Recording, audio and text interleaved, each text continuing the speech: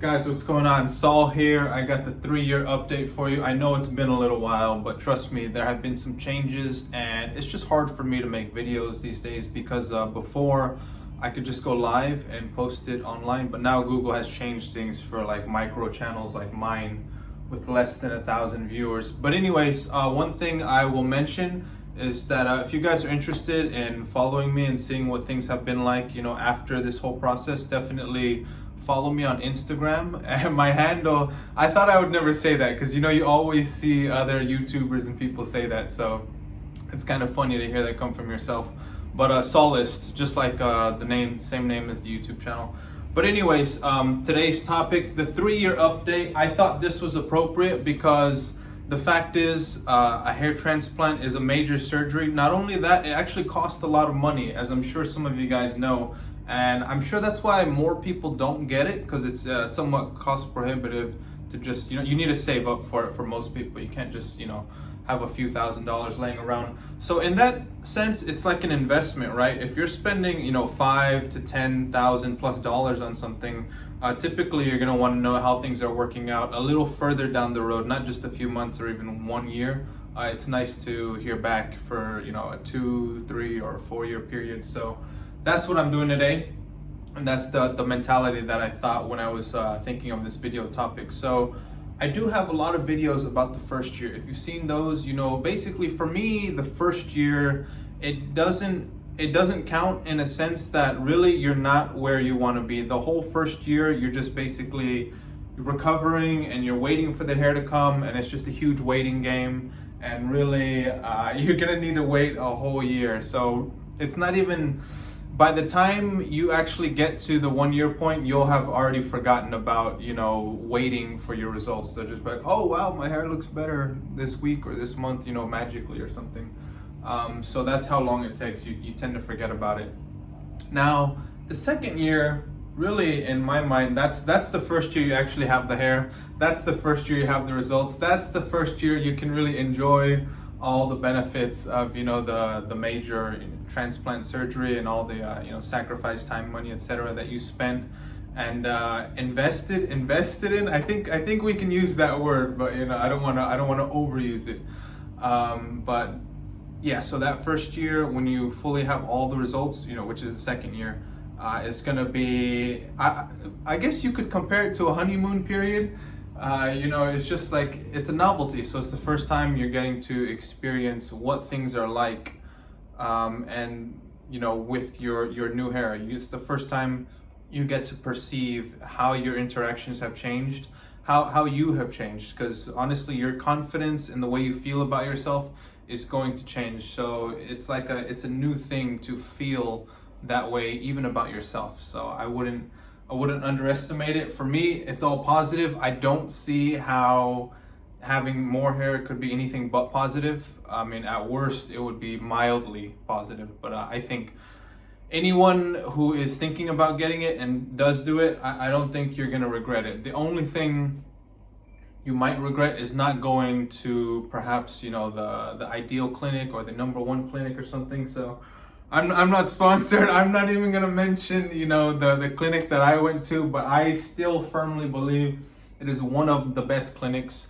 you can go to, one of the best clinics that money can buy. So if you have the chance, if you have the opportunity, if you happen to be around, Bangkok or Thailand, definitely, just get a consultation. I think they can even do them online now since the pandemic and stuff. It's harder for people to travel around. But anyways, so yeah, that second year, I was definitely enjoying life, definitely enjoying myself, discovering how things have changed, how people have changed towards me, and just everything like that. So it was very enjoyable. I would say the one thing that really stuck with me in that second year is, man, it's like every day I would look in the mirror and I would just be like, man, there is not a better feeling than when you look in the mirror and think, man, that looks good. I like what I'm seeing. I love the improvement.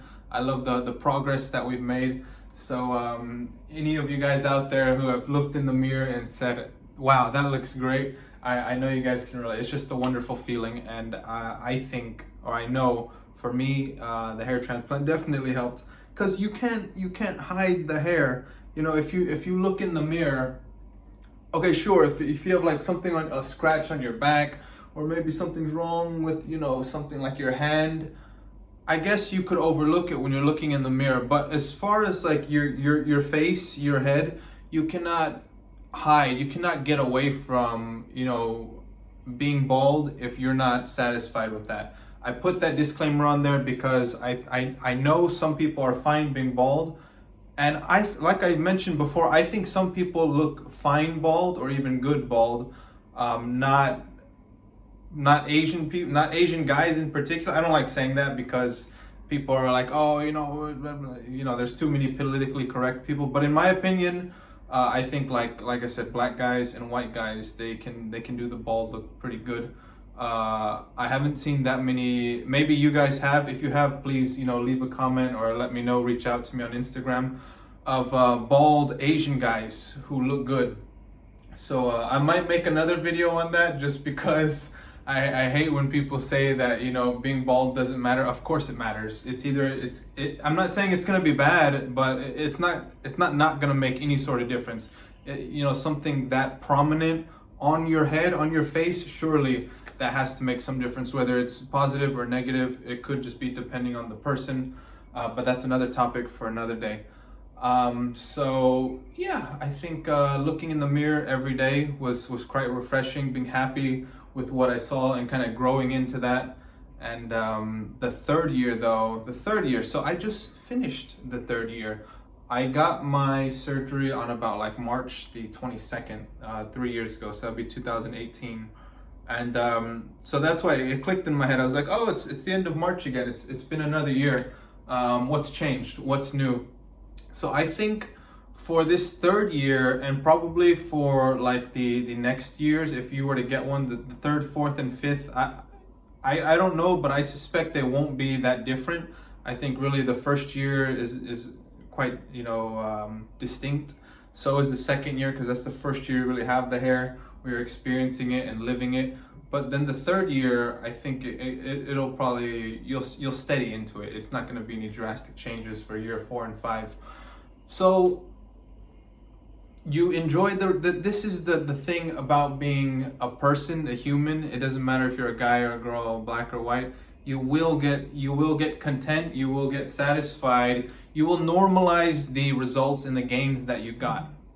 So it doesn't matter what that is. If you're like an amazing fitness person at the gym, you will get very used to all the progress you've made, and you will still think, oh man, you know what, I could probably add a little bit here, muscle, I could lose a little bit of fat, that when really you're in the top 1 percentile of fitness people. That's just an example. So what I'm trying to say is, for me during the third year, the biggest thing that I noticed is actually I was wanting more. I was wanting more.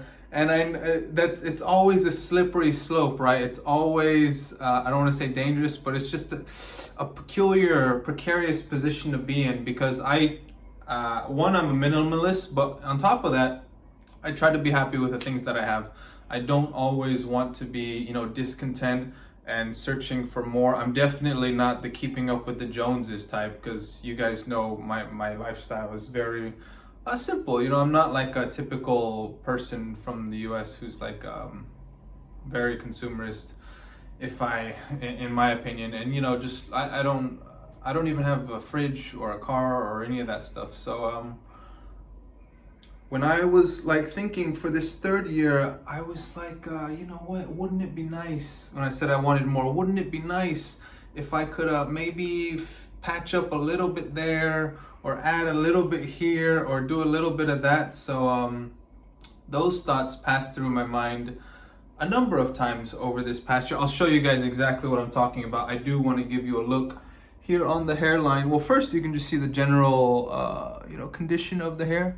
So I got this typical, you know, double cut, which is popular in Asia. I'm combing it all on the side. Combing it over definitely helps versus pushing it forward, because it basically multiplies the thickness of the hair. And then I do like to twist it here just to give some forehead. But let's look at the line, and I'll tell you guys exactly what I'm talking about. So here I was thinking it is a little bit high. It would be nice to get it down a little bit. You can see here at the top of my forehead is where it's basically at a normal point, I would say, but then it goes higher in the back. So I would like for that to be more balanced. You know, if it wasn't so high. I still think it's within the range of normal because I'm 31 and a lot of guys are gonna have some sort of hair loss. So if it's a little bit, I mean, that's fine and that's normal, even natural. But it would still be better if it wasn't like that, right? I don't know. So that's what I've been mulling on in year 3. Year 1, like I said, you're just recovering. You're trying to get to, you know, where you want to be. Year 2, you're enjoying all the benefits. You're fitting into your new lifestyle with the hair, the honeymoon period, I guess you could call it. In year 3, it's like, I guess you're settled in, you're content, and you might even be wanting a little more. So I know there's definitely other people, not just me, who have gone for follow-up operation or follow-up transplant, a follow-up procedure as like a, you know, a touch-up or just, you know, one last thing.